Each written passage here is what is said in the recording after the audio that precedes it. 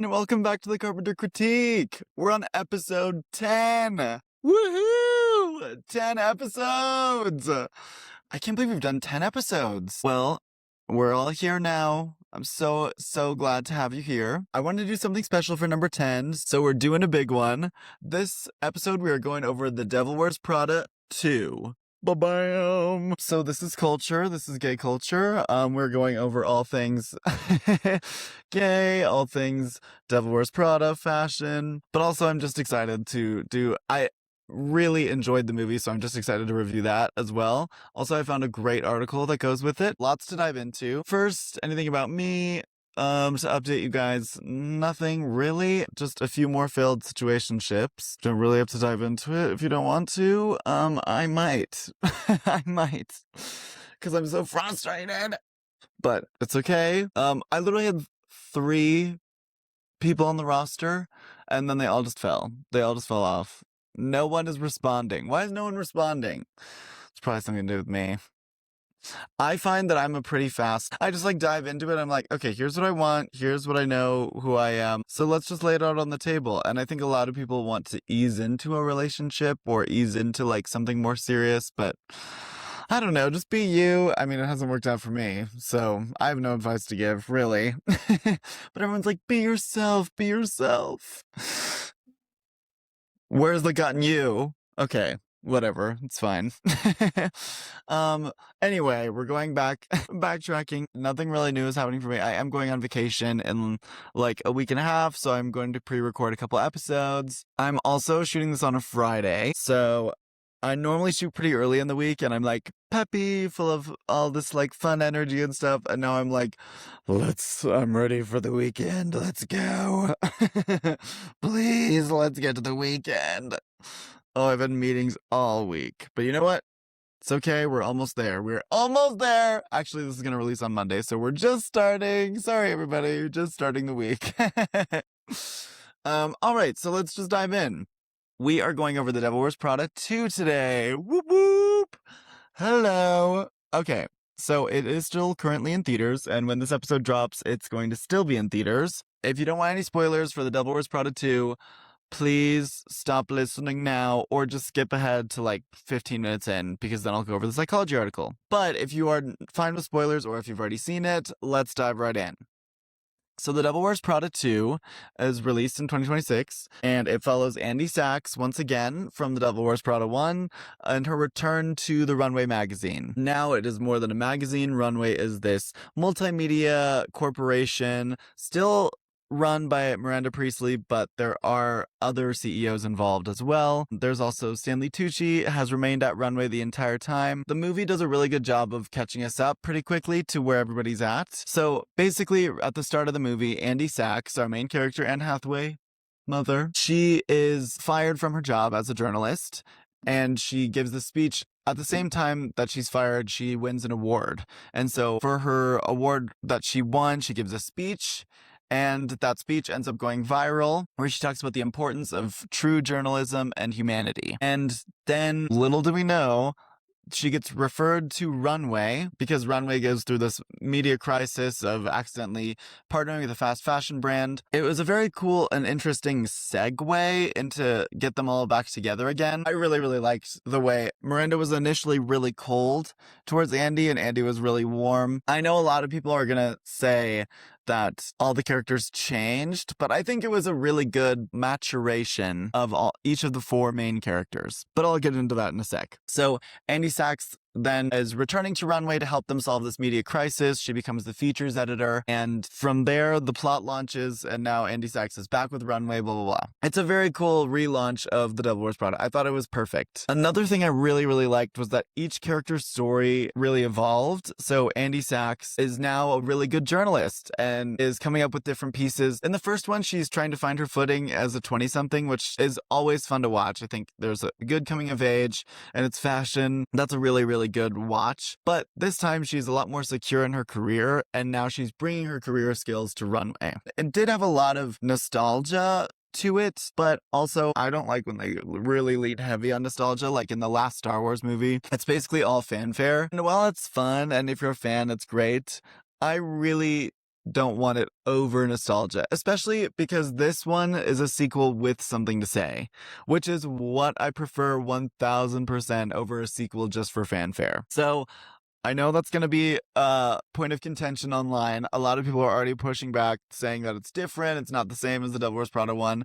And I think that's a good thing. I think there was something really great about the first Devil Wears Prada, that it was all about fashion and the importance of bringing beauty into your life and what the background is behind people making your clothes and people working in clothes and with the fashion industry. And this one was a lot more about protecting humanity from media and technology, which I actually really, really liked. It was a really good perspective, and especially with such a big movie, it was such an important message for such a blockbuster movie. Okay, but anyway, diving more into the plot. So Andy Sachs is now the new features editor. She fails a few times and puts out articles that nobody's really listening to. Miranda Priestley, of course, we get a few bitchy sequences from her. We also get a little mini montage of all new outfits that Anne Hathaway gets to get from Stanley Tucci, so I loved that as well. Except, why were the outfits so bad? Ugh. Like, maybe it's just the wealth gap or something, and that's what rich people are wearing, but I didn't think any of the outfits were really that cute. That was the biggest... Okay, there are a few things that I'm a little bit disappointed with. The clothes has to be number one. What were they wearing the entire time? What was Andy Sachs wearing most of the movie? Especially when she gets this glow up. I liked her fashion before she gets this rich glow up with all the new runway clothes. Or maybe she just picked all the ugly clothes. Oh my gosh. There's one scene where she's like, that dress is so pretty. I need to have it. Stanley Tucci's like, not one stain. Not one, in a gay way. And then Andy Sachs is like, thank you, thank you. And then it cuts to the dress, and it's the ugliest dress I've ever seen. What? It's like this sun dress that's completely rainbow splattered, and I don't know. It could be cute if maybe they styled it differently, but it looks like she's just wearing this Joseph Technicolor blanket. I don't know. When I was watching, it was like, that's the dress that you were fiending for? That's the dress you were foaming at the mouth for? What? It's a grandmother's dress, like a fancy grandmother dress. I don't know. And maybe that's what she wants. That's her style. I don't know. It was just not a good style, in my opinion. All of Anne Hathaway's clothes were so mismatched, not good. There's one that I can remember that I kind of liked, and it's when she's walking with Miranda, but I like Miranda's outfit better anyway, so no one really noticed her. They did bring in a lot of, Simone Ashley was in it as a background character. Caleb Heron was in it kind of as a background character as well. They had some good little cameos. Oh my gosh, but the best one was Lady Gaga's cameo. And Lady Gaga has this beef with Miranda Priestley, I guess, and so it was really fun to see them play off of each other, her and Meryl Streep. Meryl Streep, as you can guess, ate the fuck down. Meryl Streep served mother. She also brought a lot of humanity to Miranda. I think more humanity than the last time. But I know a lot of people are going to not like that. I think that's arguably why the movie is very successful. If Miranda was just a bitch the whole time and just actually the devil, then we would just see her as maybe a brand or an icon, but not quite. I don't know, the movie might feel way more artificial. And because Miranda's so human, I think that's what really brings the story together. And even in the first movie, I mean, sure, she's a bitch throughout the whole entire movie, but we do see her humanness, especially in those smaller scenes. I don't know. I really, really like the way Meryl played her, obviously, but I also really like that they didn't just make her this stone cold bitch again. I'm glad that they invited the humanity back to Miranda and saw her struggle with the cost of being this corporate woman and the cost of being such a big CEO and working person. Someone who values work a lot does come at a price, and I'm glad that they showed that. A lot of people are going to push back on that though because they want bitchy Miranda, and she was still bitchy. There was still definitely times when I was like, oof, that is cold. That is cold, cold, cold. But there's a lot more times in the second movie where Miranda's funny or she's a little soft. She's got a new boyfriend that's a little younger, and I think he really cares for her. And also, it seems like a very natural progression for Miranda Priestley to, especially if she found a husband that truly loved her, then she might soften up a little bit, which I think she did. I mean, she's not fully soft, obviously. She's very, very ice woman still. And some of her speeches, I'm like, ooh, that would kill me if my boss said that to me. But she's significantly softer. So to continue with the plots, I keep getting distracted, but Andy Sachs does end up proving herself to Miranda. And then there's this whole scheme to overtake the company. Basically, the CEO, the old man above Miranda, dies, and it falls to his son. His son is choosing to downsize, and so there's a lot of funny scenes about Miranda trying to be business class as opposed to first class. And there's a lot of funny scenes about her. Oh my gosh, I loved the scene about her asking for a snack on the airplane. Very funny. So with this whole downsizing plot, Emily Blunt's character, who does Emily Blunt play? Emily Blunt character name, Devil Wears Prada. This is going to kill me. Are you serious? Oh, Emily. I was like, it's so close. I'm so close. It's not Emily Blunt, but it's Emily.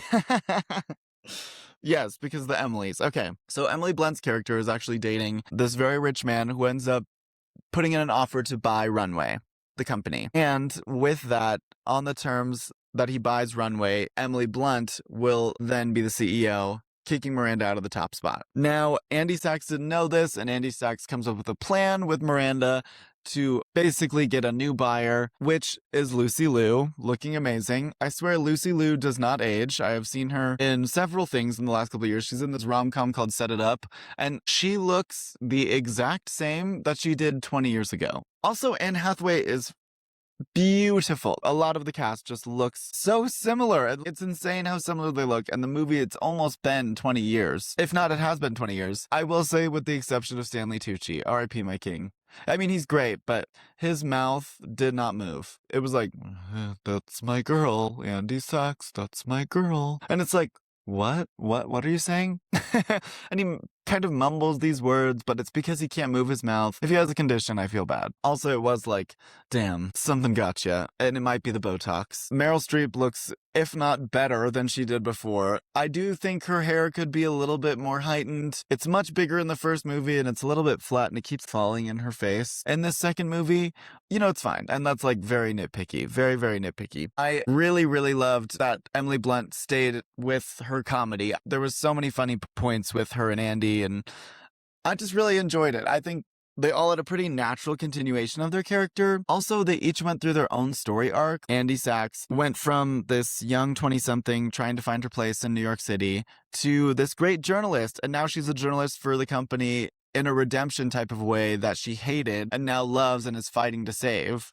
Miranda Priestley arguably has softened with her new husband and caring about the magazine. She also really has softened for her coworkers, if not the younger ones, but especially Stanley Tucci. She's a lot less hard on him, a lot less hard on Anne Hathaway's character, a little bit less hard on Emily Blunt's character until Emily Blunt double-crosses her. But I would say Miranda's softer to all of them, and she really does care about her work, and we get to see the cost of the work on her, but also this work that she puts in is phenomenal, and maintaining this stance of what humans can create really can be beautiful, and it should be shown. I really, really enjoyed Miranda Priestley's arc as well. Emily goes on this arc of she meets a nice, very generous husband, very rich husband, and actually goes through a villain story. She really wants her time to shine. She wants to be the CEO, she wants to be on Runway, and she's going to do whatever she can to get it, which is determination. I mean, props for determination. However, she does go about it in the wrong way, and it was interesting to have an actual villain for Devil Wears Prada. In the first one, arguably the friends are the villain.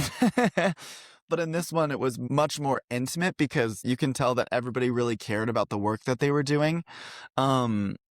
And so, I mean, I hate to say she's the villain, but she really was. She's trying to overtake the company and make it her own. And that's a cool arc to follow as well. And in the end, she does apologize. And we get this really cute scene with her and Andy at the end becoming friends, which is so cute. And I would say Stanley Tucci's character arc actually starts in the first movie and resolves in the second, whereas the other three women, they have separate arcs in the first one and a separate arc in the second movie, whereas Stanley Tucci's arc starts as this young gay boy designing clothes and successful in his company, but not quite as successful as he wants to be.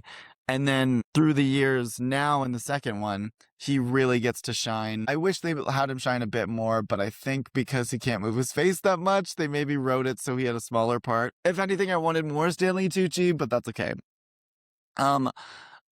So part of the plot is that Emily Blunt's husband is going to overtake Runway, and he's like, I don't really see the importance of models. I don't see the importance of writers. Eventually, it's all going to be computers. And what we're seeing online, it's just part of the change that society's that's happening in society. We're just going to have computers be shown to us all the time, as opposed to what Runway is now. Which, come to think of it, it is really interesting to see the way that media has changed in the last 20 years. I mean, a magazine, Runway magazine, that was, what was it, 2006, 2007? It was the top job, to work for a magazine. Now no one even buys magazines. It's all about Instagram. It's about creating waves online. Journalism isn't about finding news stories. It's about catching what people want to see. I would say art is very different now. I mean, you want to go and see art shows, but a lot of the art that you see is on your timeline or on Instagram or on Facebook, and you're buying, a lot of people don't even buy art in person now, you're buying it online. It's all completely changed. Though it's important to acknowledge the change and move with the times, I would say it's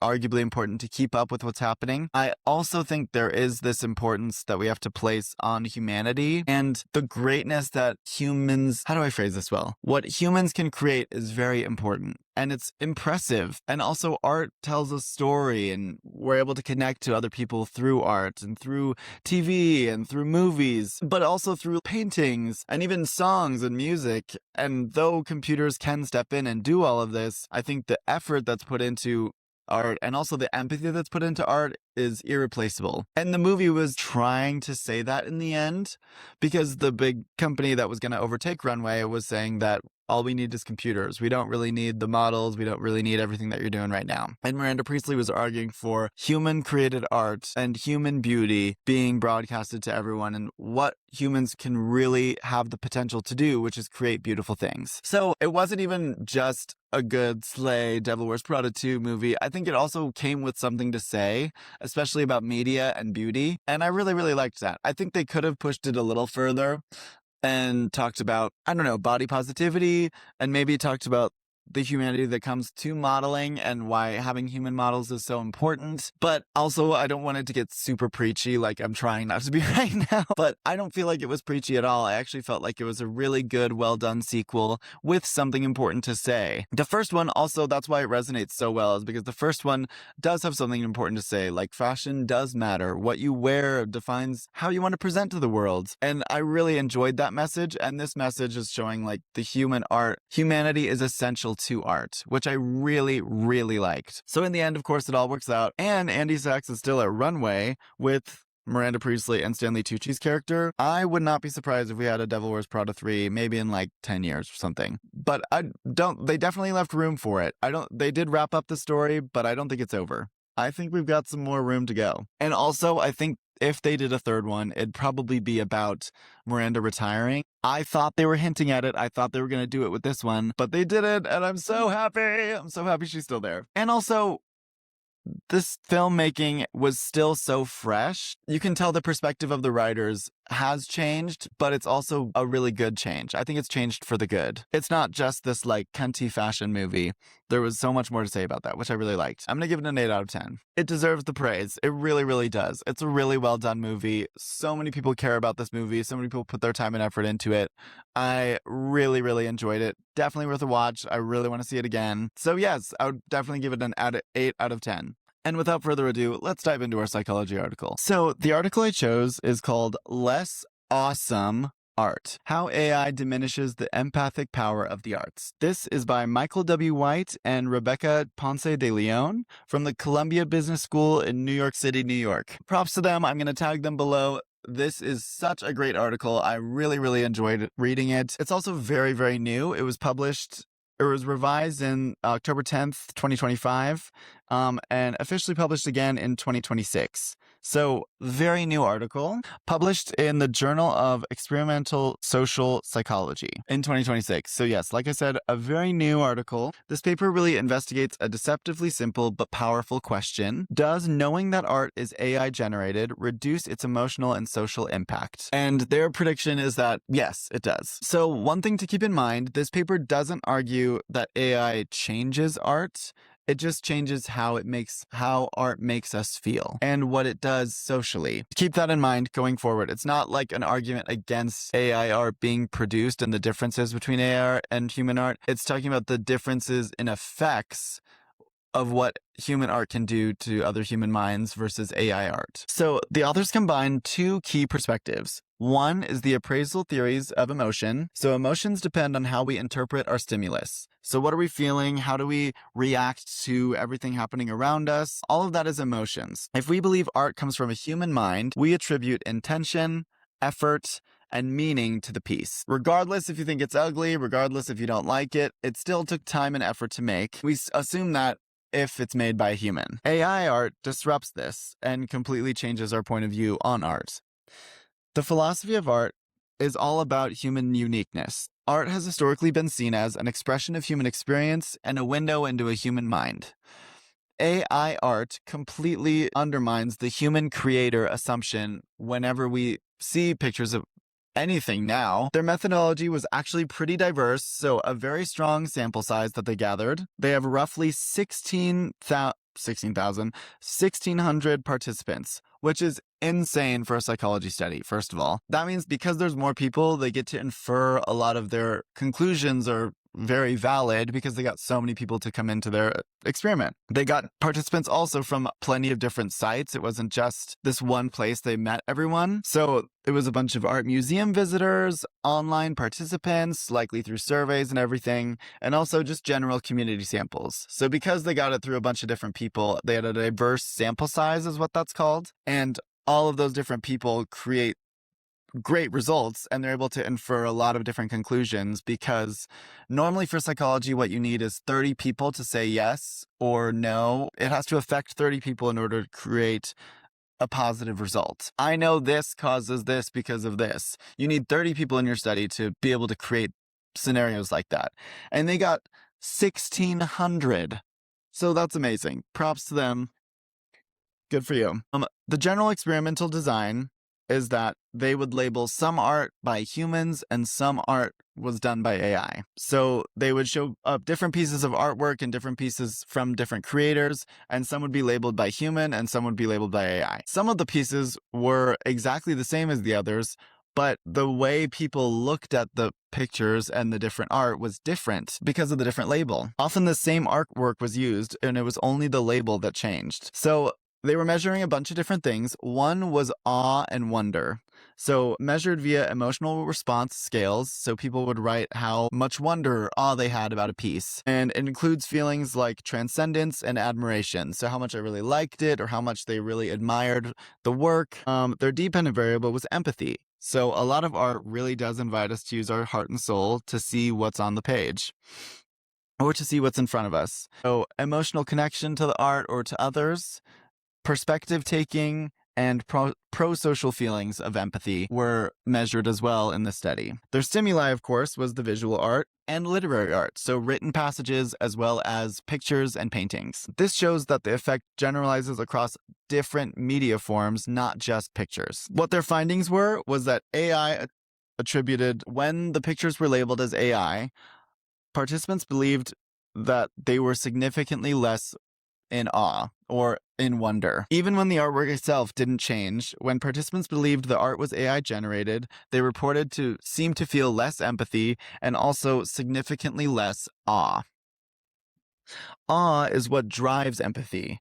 Awe is not just a nice feeling, it's feelings of wonder and it's feelings of connection to either the art or the human that created the art. It's also this concern. I think art invites us to really feel a lot of things that we haven't before. Music and TV, there's a lot of things we experience through television, like being a secret agent, or that's why this whole podcast exists, is just to we increase our media literacy with however much we read, all the art and media we intake. We're getting to know different sides of what media and art can be. And it also creates these pro-social emotions when we're looking at different humans putting effort into something that is creative. Their mediation effect was this relationship is with the AI label empathy goes down for artwork, and so does awe. This is held consistently throughout all studies. So when it was the writing, if it was labeled as AI, people were less impressed, people were less feeling wonder and feelings of awe and emotion and feelings of empathy. All of that is reduced when we see that art is labeled as AI. The effect held across all the different populations. So with every sample size that they got, either it was the museum visitors or the online surveys, regardless, all the sample size reported the same thing: less empathy for the art and less wonder and awestruck from the art, as well as all the different experimental setups. So if it was writing, if it was a painting, if it was videos, if it was seen as AI art, people did not connect to it in the same way. Of course, that is because of the label, but I think that does matter. If it's labeled or if you can tell that it's AI, and if people are just falsely attributing that to human efforts, then maybe, but also it's just diminishing the whole point of art, which is this human effort to put in your heart and soul and let people see this window into your soul. I don't know. I mean, I'm not arguing against AI. I think there's a lot of great things you can use AI for, but I'm kind of arguing against AI. I think it's taking away from the importance of creativity and human art and what we can really bring to the table. We don't want to be seen as lazy, but a lot of people are just using AI for their laziness, which I do think, I mean, let me get on my soapbox for a second, but I do think it's useful. It's arguably, we have access to the most amount of knowledge we've ever had access to, which is amazing. And it's the most efficient tool that we've probably ever seen, and we have access to it all the time. So it's conflicting, but also if people create art using AI, it's definitely different, and you won't see it as very personal, and you won't attach empathy or feelings of empathy to it, which I think is one of the main purposes of art. So I don't know, I'm very conflicted, but I liked that this study was able to show us these results. So why does AI reduce feelings of awe? Why do we feel like there's less human intentionality? Or why do we feel like there's less wonder when it comes to AI art? Even if it's created the same as a human art, why do we just immediately disassociate with empathy, feelings of empathy or wonder? And one of the reasons is the loss of human intentionality. People see human art as expressive and meaningful, and AI art feels very generated and very procedural and not really a feeling type of thing. There's a reduced perceived effort, like I said before. It's seen as lazy, awe is really tied to skill and mastery, and AI is perceived as effortless.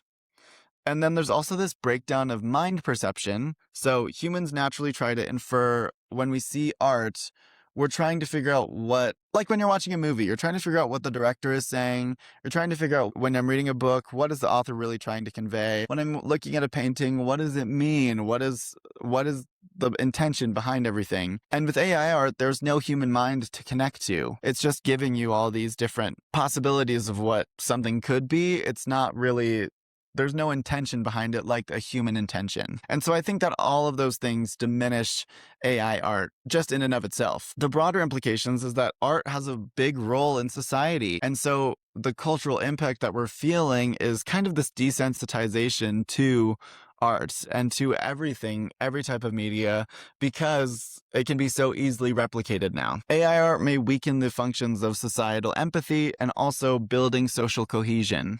There's also these ethical and philosophical questions like, should AI art always be labeled? Or should we allow the people who programmed the AI to just take full credit and say that they created it? We disclose, I think disclosure of AI art does reveal its value, which is not very much. Especially if you can create it in your own home. And then is authenticity necessary for emotional impact? I argue for yes, but some people could be moved by AI art. Who knows? Gosh, AI art is hard to say. AI art, AI art, AI art. And then what are the practical implications? Are museums and media and entertainment industries just going to start outputting all this AI art and replacing all their human artists? I mean, Disney has already gotten rid of at least 100 animation employees because they have AI. So it's already started. And then there's education and therapy, like human created art might be more effective in empathy building for humans, but we still need, like, there's a very big need for art.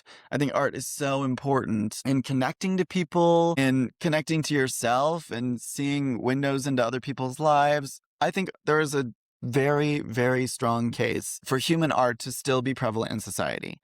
Sure, AI art is fun and it's easy, but there's nothing like the human intentionality behind what we're creating.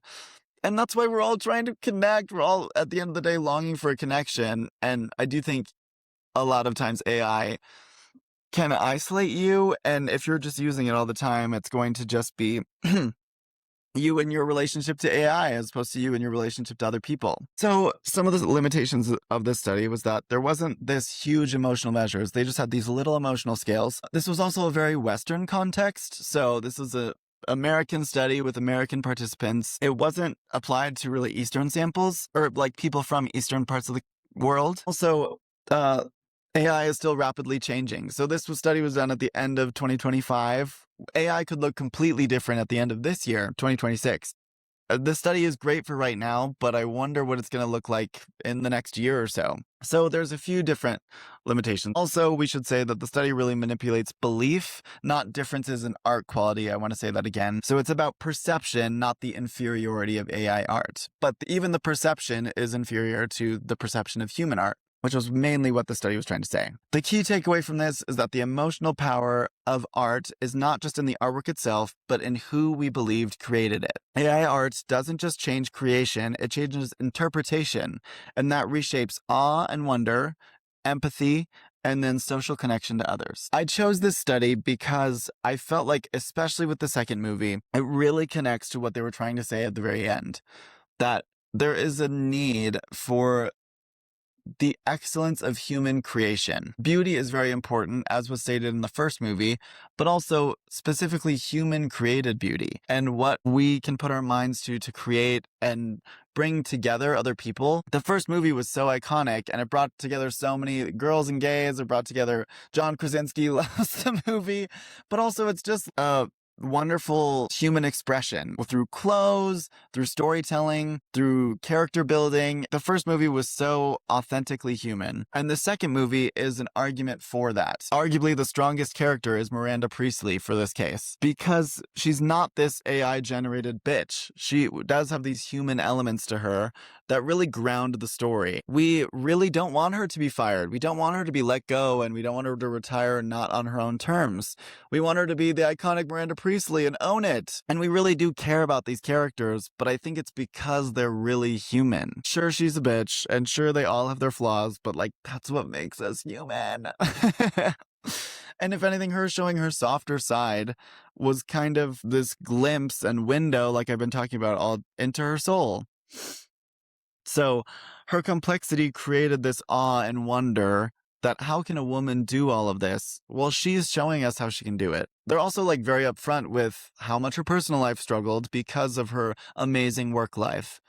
And I like that she owns it. She owns that there's a cost, especially at the end of the movie. She's really owning what she's done in her life, and she's not done yet. The key question for The Devil Wears Prada 2 becomes, does the sequel feel like an expression of human experience or like a corporate product? Miranda Priestley, because she's so human, we are in awe of her. She's like a human myth as opposed to a corporate icon. I mean, she's both. I would say she, like, when gay people wear a suit, they're hoping to give Miranda Priestley. Like, she is definitely a corporate icon. Her power felt earned, though. It doesn't feel like she used AI art to create or she was lazy in her time. It feels very earned where she is right now. Her coldness hinted at this loneliness, and I think because of that loneliness, we can relate to her. There's also this, per the study, this awe that we feel for her expands our perspective. So if someone is really good at something, I do think we get taken aback. We're like, oh wow, they're really good at it. And even though they're kind of a bitch, it gives them more grounds to be. I can give it like Drag Race. Sure, a lot of the girls are so bitchy and mean, but if they're really good at creating outfits and they're really good at dancing or really good at their craft, then it makes a lot of people judge them less because they're so good, even if they have a bad personality. In the sequel, there's a lot of nostalgia beats, which is great. There's a little bit of the exaggerated iconic moments, which is great, and viral one-liners. And so I think there was a little bit of risk with the sequel becoming a brand and becoming this thing that they can sell and more money, as opposed to this authentic storytelling that we got in the first one. But I'm really glad that they stuck to this, where they're like, no, we want to say something again, and we're going to be arguing for humanity in this statement. Really, really liked that. Also, I would say the story really works because we find this empathy anchor in Andy Sachs. I think Anne Hathaway is such a good ingenue type actress and girl next door. She's able to bring like dorky personality to it and also make her feel so human. In the first one, I get frustrated with Andy Sachs a lot because I'm like, girl, just figure out what you want and stop complaining. But also, that's her complaining, and then she ends up turning it out in the end. Both times that happens. And I think that grounds the movie as well. Like, it brings us back down to earth. It's this fantastical world of fashion, but in this, we have this dorky protagonist that's still trying to fight to do the right thing, regardless of this big, beautiful world around her. And so Andy Sachs as a character really keeps the movie down to earth, and Anne Hathaway is so good at that. She's so good at bringing a big, fantastical film and finding the human aspects of it as well. She really represented this, like, ambition versus identity in both films, and she also is this major external success, but she has this internal conflict the entire time. We didn't just watch her, we really tracked her internal development, which was really, really cool. Where the study and the film interact is that their empathy requires perspective taking and emotional access. If the sequel skipped Andy's struggle, then we wouldn't feel related to her, and I don't think we'd feel this was a good story to be launching. What I also really like about the new movie, that it really does portray fashion more as art. I will say, though, there is a lot less emphasis on the fashion portion in The Devil Wears Prada 2. It's a lot more like a business media perspective as opposed to a fashion perspective. So I think there's going to be a lot of pushback from audiences saying, oh, I wish it was more about fashion, because the first one was more about fashion as an art and fashion, what fashion means to the everyday person and what it can mean to big businesses. And now I think this one is more what fashion means as a media and how it can be portrayed as art from humans. So it's a risk for sure with the sequel, but I think the risk really did pay off. It was a great movie. I really, really enjoyed it. How the movie really does emulate the study is that there is empathy throughout the entire movie, and it's very human-centered. Just like our study is suggesting, I think if they focused more on the generated bits and maybe the surface level intentions with fashion, then The Devil Wears Prada would maybe pack as many punches as it does. But because it's so focused on the humans behind it, I felt like it was a more complete story, dare I say, than the first one. I really do love the first one, though. I think the first one is a certified classic. I think the second one maybe had more to say, which I really, really like as well. The first one is probably funnier, and it's more 2000s-y, definitely a time period piece. And this one is more of like, hey, let's look at how society is reacting to fashion right now, and let's see what we can do to change maybe the narrative. So, very cool. When the stories really start feeling like windows into the human minds is when we're going to lose the plot. And when they stop feeling like windows into human minds, it's going to stop expanding our own minds. The Devil Wears Prada 2 really does challenge our empathy for fashion and our empathy for Miranda Priestly, but also it does expand it as well, which is really awesome. I think this movie feels very authored, and it feels like a full story. And yeah, I'm glad to say that I don't think the writers were using ChatGPT, which all just to encompass the study, it was a really, really great movie and a really great study. I think we don't care just about Miranda Priestly because she's iconic. We care because at some point she feels like a person. And the moment she stops feeling like a person is the moment she's going to stop feeling powerful. So I loved The Devil Wears Prada 2. This is such a great study. Thank you so much to Michael White and Rebecca Ponce De Leon. This is awesome. I'll leave their tags down below. And that's all I have for you guys today. Thank you so much for listening. My name is Luke Carpenter, and I am your host. If you want to follow me on any social media platforms, it's at the Carpenter Critique. At all social media platforms except X, I'm Carpenter Critic. And if you want to stream the episode, if you're just strictly a listener, the Carpenter Critique is available to you on Spotify, Apple Podcasts, Amazon Music, and if you want to watch, on YouTube as well. Thank you so much, everybody, and have a good one. See you next week. Bye!